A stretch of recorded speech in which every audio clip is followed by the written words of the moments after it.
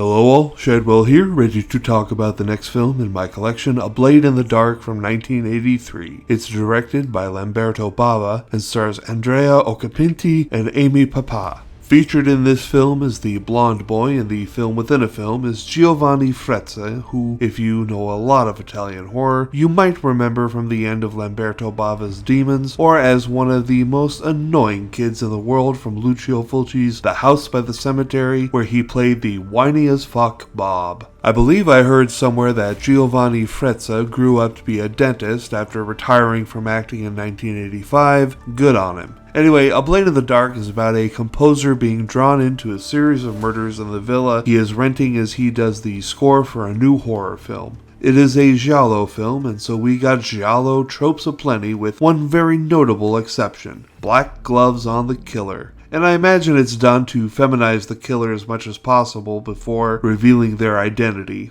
And so, of course, since they show the killer in heels, pantyhose, and painted nails throughout the film, we, spoiler alert, learn shockingly that the killer was a cross-dressing man all along. I put quotes around shockingly because ever since Psycho, this twist has been super popular but has never been as effective as it was the first time around in Psycho. This is a terrible trait in horror both back then as in this film, and even more modernly in films like Insidious 2 that perpetuate the trans monster myth. I really wish films would stop doing this, as it isn't helping anyone and it is instead doing harm to a section of the world's population. Just stop it.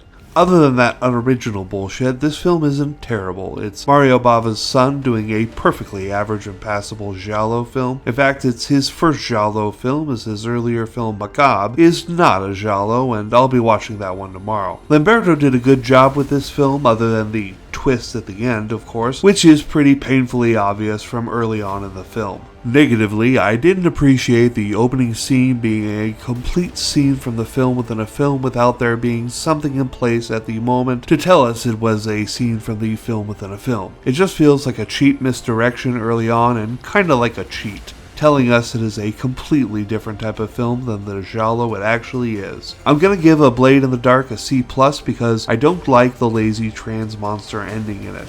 Tomorrow I watch side B of the Lamberto Bava double feature, Macabre.